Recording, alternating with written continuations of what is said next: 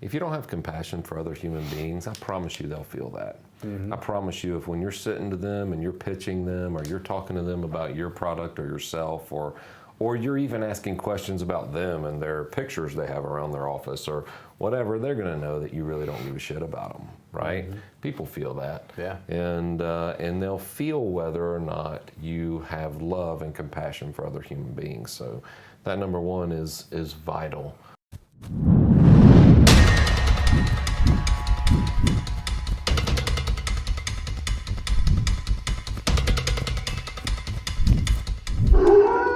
What's up, everybody? Welcome to the Sales Wolves podcast. This is episode 76. I am one of your hosts, Tyler Harris. Joseph Caldwell. And we are the Sales Wolves. All right. We used to give out a little more gumph, didn't we? Felt a little weak, but 76 in. We're old wolves. Old sales wolves. Old weathered wolves. Weathered. Ye weathered wolves. This is episode 76. Why do we do this? It sounded so aggressive. Why am I here, God? Well, for two reasons. Number one, I asked you to. And I said please and thank you. But why do we do this podcast? For two reasons. The first is to show support and appreciation for the salesperson. And if you're watching this, that's you. Whether your actual job title is sales or account executive or something like that, or not, every single day you're either selling yourself to do something or you're actually selling yourself to someone and how you show up in the world. But we're all in sales. And so this is to show support and appreciation because sales is a difficult game. Sales is a lonely road at times. And so we just want to show appreciation and support for you. And number two is to provide some actual tactical things that you can use to get better, again, in your profession or in your life, whether you're in sales or not. So what's this holding space? It is the title of today's episode. So this is just something that I've been hearing about a lot lately, and I've been finding is more and more important, especially in just day-to-day conversation, but whether it's from a stage, when you're speaking to a group of people, or whether it's just one-on-one meeting with a friend, with a spouse, is just this idea of holding space. We've got a bunch of different definitions and some notes that we're going to go through, but one of the definitions that I found that I liked was, it's the process of witnessing and validating someone else's emotional state while simultaneously being present to your own. Do you know what's funny? What's that? The definition I had in my head before you read that was being intensely present and intensely aware of the other person all at the same time. Yeah. And that's actually a lot of the notes that we're going to go through. That's interesting. So I think these first points here, it starts with love. In order to hold space, love is kind of at the center of that. It's compassion. It's being compassionate for another human being. I think that has to be at the forefront of even this process of even attempting to hold space for another human being. Some people may ask why that matters in sales. Yeah. Like, why does holding space matter in sales? And to hit that one head on right off the bat, as you're talking about love, if you don't have compassion for other human beings, I promise you they'll feel that. I promise you, if when you're sitting to them and you're pitching them or you're talking to them about your product or yourself, or you're even asking questions about them and their pictures they have around their office or whatever, they're going to know that you really don't give a shit about them, right? People feel that. Yeah. And they'll feel whether or not you have love and compassion for other human beings. So that number one is vital, I think, to be successful in any endeavor. So. And it kind of gets back to that people don't care what you know until they know how much you care. Yeah. But they have to be able to feel that it has to be real. People know when it's real or not. Yes, I do, Tyler. The second is this idea of deep listening. And so being able to listen, not just to hear, but actually listening to understand. So it's a deeper level of listening. So awkward. I need some space. I need you to hold some more space over there. Holding your space over here. The third is this idea of sit with what is.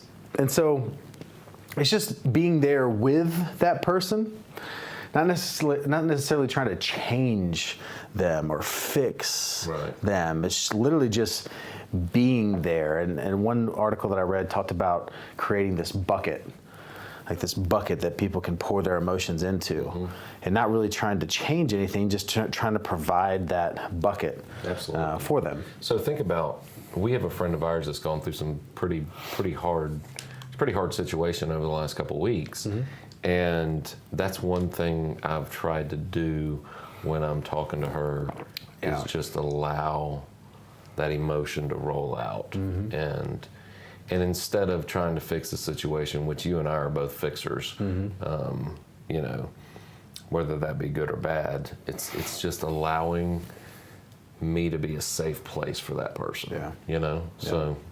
Anyway. And then that ties right into the fourth point here, which is be present, and being present with yourself first. That's the hardest thing for most people. Yeah, and I think especially with the world that we live in, that's full of distractions.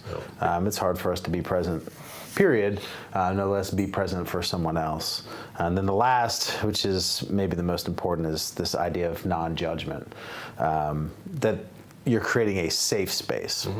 There's a lot of ways that you can foster that, create that, but I think just creating an environment where the person feels trust, if you do the first four, it creates the non-judgment just comes along with it.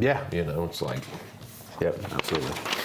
So a couple things that holding space is not. It's not just listening. It's not trying to fix, solve, or provide alternative points of views. Disconnecting or diminishing your partner's emotional experience. It's not a one-way conversation. So a lot of that we mentioned before, just being able to listen on purpose and listen, what was the exact phrase that I used? Listen, or deep listening to understand, but it is a dialogue. Sure. But that dialogue doesn't contain your ideas of how to fix their situation. Well, like if you were telling me digging something, deeper. True. If you were telling me something and I'm asking questions about that, I'm not in my head already preparing my next sentence while you're finishing telling. See what I'm saying? Like that's not present. Like I'm exiting the space we're in here, and I'm in my own head, and then coming back into it, and I will have not heard something very vital. And that's difficult. And that's difficult to do, especially when someone's talking for a long period of time, because you may talk for 2 minutes. Well, in the first 30 seconds, you said something that triggered something that I know about, or that I know I can explain. And now we're a minute and a half later, and I'm still trying to, like, in my head, remember, like, okay, when he's ever finishes talking, which is not the right mindset, but when he's done talking, I've got that first 30 seconds that he spoke about that I need to come back with, and it made it to where that entire minute and a half, I wasn't even listening at all. Not a word. Not a word. And that's difficult on, That's why I talk in 15-second bursts with you. You may need to go to 10.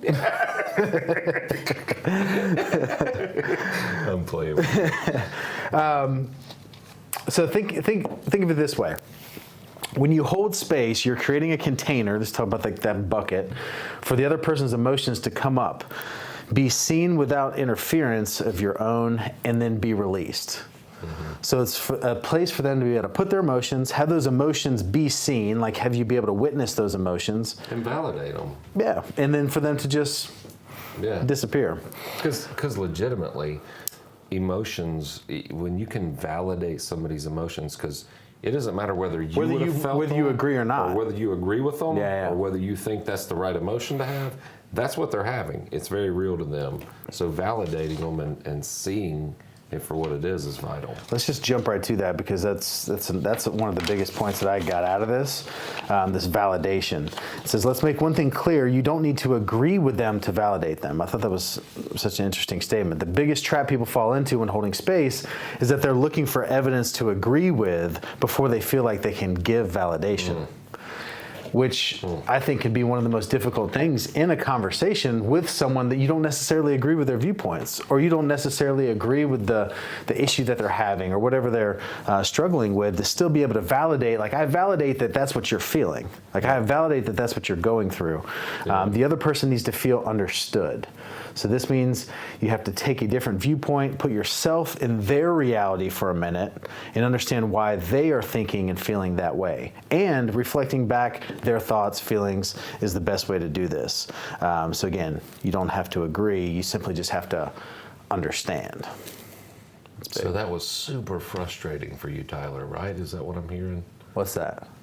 I'm just doing it. Yeah. You see what I'm saying? Like, absolutely. So I may not have gotten frustrated at that. I may think it would be dumb to get frustrated, but his frustration was real, whatever the situation was. And so I'm trying to understand the emotion. Man, it sucks to be in that situation where you're that frustrated. It's kind of crippling, isn't it? And it allows him to open up and talk about it, and it allows him to understand that I see where he was at or where he is at that moment. It kind of reminds me of, and I don't know if it was from Therapy. So much. What was the book that we read that talked about you don't ask why and how, you ask what? And, questions. QBQ. QBQ. Question behind the question. Question behind the question. Yeah. But in those scenarios, in those conversations, I found that when you ask why questions, it puts people on the defense. Like, well, why do you feel that way? It kind of puts people on the defense of, because I fucking do. Because that's how. Like it makes them get defensive. So asking more of those, what happened to make you feel that way, or what was it about that conversation you had with that person that got you so frustrated? Not like, why'd you get so frustrated? Yeah. Because it puts them on the defense. Because they didn't hear me, they didn't understand me. See, now I'm telling you, I'm giving you insight instead of feeling like you're judging me, or whoops, I just slapped the microphone. Somebody's gonna did I deafen you? But anyway. Yeah. So validation is one of the points in these 3 keys, things that you need to know about holding space. And the first is that awareness is crucial. So your emotions, thoughts, opinions are going to get in the way. Being able to see what you think and feel is essential. It's what all really exceptional listeners, leaders, and therapists do. They hear what you say, feel what you're feeling, all while noticing, without judgment or attachment, what their own thoughts and feelings are about the situation. Right. So I'm able to feel what you're feeling while also knowing how I feel about that situation, and not have that take over the view of what you're going through based on. So without this awareness, you fall into this trap of trying to affect an outcome based on your own desires and opinions. For sure. So it's basically not letting your viewpoints, not letting my viewpoints overtake that to where I then, even unconsciously, I'm not trying to do this, but by not being aware of that, it makes it to where I'm trying to affect the outcome of the conversation. Yep. Second one is listen past your own defenses. As much as you will feel the need to fix, solve, defend your point, be right, or of service, the best thing you can do is realize that the whole conversation and point of holding space is to make the conversation about their experience and not about yours. And so part of this, yeah. I was just thinking, with this first one about being very aware, and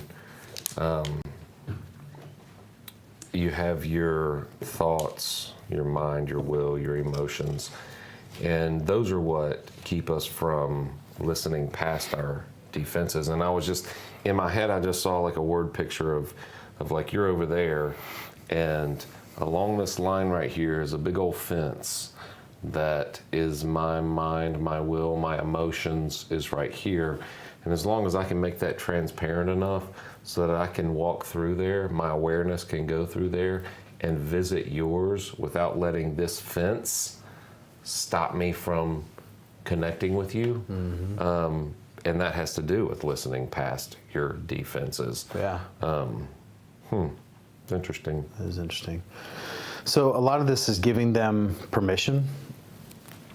permission to trust their instincts, intuition, and to trust their internal wisdom. Create the space for them to make decisions or take actions that might be different than your own, which I think that's extremely important. If you find yourself struggling to listen without fixing or becoming defensive, try listening for their experience. An easy way to do this is to communicate back what he or she is feeling. So that's exactly what you just did. So you're feeling this, and just trying to constantly be able to do that for someone. So what I wanted to do, because this is something I think I have always done extremely well, is holding space for people. I mean, I can think of times where we do these one-on-one meetings with our agents, and there's been some times where people just sit down and you just like say one sentence, and all of a sudden it's just like waterworks. They're just crying and emotional, and you're just like bringing up all these things. But I think it's because, and I don't know how, you can maybe talk to that, is that environment becomes very, it's a safe space, even though a lot of times it's with a not employer-employee dynamic, but similar type dynamic. And maybe it's in the way that you ask those questions. Maybe it's just in the way you observe. I think you're extremely observant into people's emotions and kind of what they're going through. But in group settings with the trainings that we do, and certainly one-on-one, I think you've done an incredible job at holding space and allowing people to be vulnerable. Because I've seen people become extremely vulnerable in situations that I would have never expected, and people that I would have never expected to get that way, which is interesting. So I don't know if that was a question. You really want to know how? You look at me and you laugh. So this is a funny analogy. Or have you ever seen the movie with Robin Williams, the Peter Pan one he did? Yeah, Hook. Hook, yeah. That was the name of it. When he's first in Neverland, and he's with the Lost Boys, and you know they're trying to see if he is Peter Pan, right? And none of them believe he is. And so, was it Rufio? Rufio or Rufus or whatever his name was, had the sword, and he was the leader of the group and whatever, and they're going back and forth, and he'll make a statement, and some of the guys would run over to Robin Williams' side, and then they would all, and at the end they were all on the Rufio or Rufus or whatever his name is side. And the one little black boy, it was like the youngest one of them, came across, and he was looking at him, and he was taking his face and stretching it and pulling it and looking, and he goes, "You are the Pan." And so literally I can't put a exact finger on it, but it has to do with all of this working together, what we've talked about today. Yeah. And just being uber sensitive to where people are, and trying to place yourself, like trying to shred all bit of you down so that you can roll into wherever they are right there.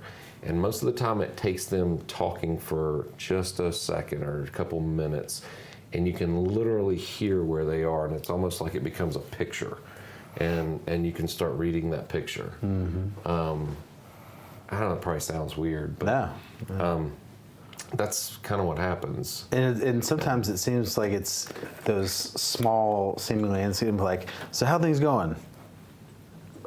And you're just able to pick up on their response to that, and it's like, okay, so it's about to get real. So what'd you think about the weekend?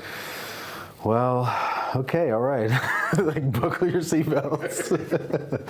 But that's true. What else? Everybody has their stuff, Everybody has their stuff they're struggling with and they're fighting. And I think and everybody's stuff seems insurmountable to them. And so it's never a going in to fix it. It's just allowing them to let it out and observe. And when you can bring them alongside you to observe their stuff, and you both observe it, then they can see the options to fix it. Whereas when they're sitting in their stuff, They can't see the options to fix it. So it doesn't matter if I tell them the options to fix it, because they'll never fix it, because they can't see it.